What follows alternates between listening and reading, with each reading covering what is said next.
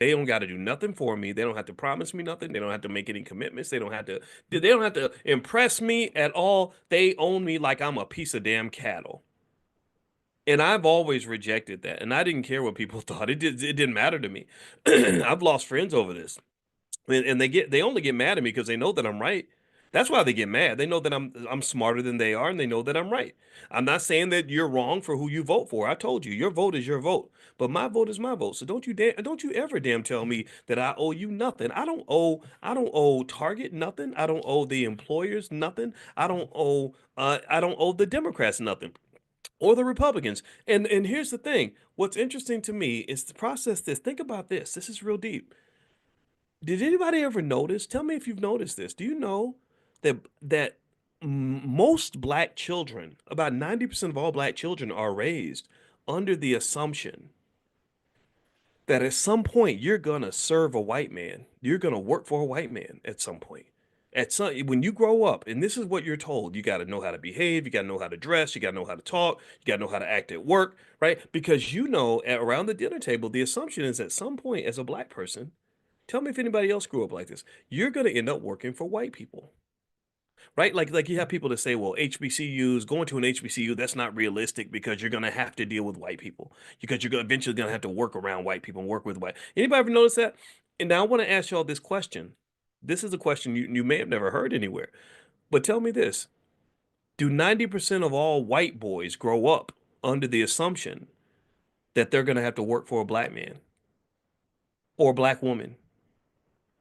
Do white people get raised under the same assumption? Does every white person, every Asian person, every Jewish person get raised under the assumption, or one, you better be nice to black people, you better learn black culture, you better learn some black history, because one day you're gonna have to work for a black person. You got to be able to impress them in order to keep your job. Does anybody else go through that other than us? Does anybody else go through that other than us?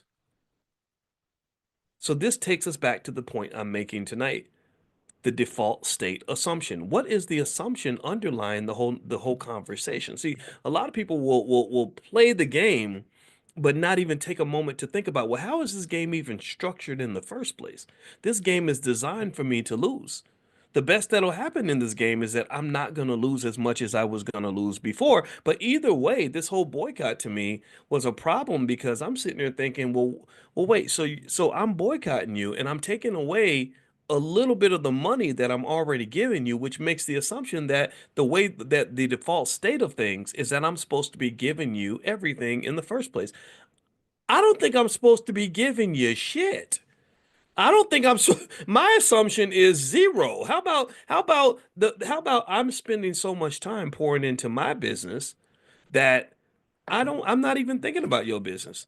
How about I'm not boycotting you because I wasn't giving you no money in the first place. How about instead of thinking about what white folks are doing and how we can boycott white folks, how about we think about what black folks are doing and how we can support our own? That's what we do. Focus on yourself. Focus on yourself. All this energy put into like, well, we're not gonna shop with you anymore. Well, that's a given. That's an assumption. Yeah, I'm not shopping with you. Now what? Right? Like, and you're not gonna get my business because I want to give my money to people that love me anyway. You don't really love me that much. You don't treat me that well. Our community's struggling economically. We're not building any wealth. All y'all HBCUs need to start producing more entrepreneurs instead of producing employees. That's why you don't have the donor base that you need. That's why you can't raise money the way you need to. It's because you're producing employees. You need to produce more business owners anyway.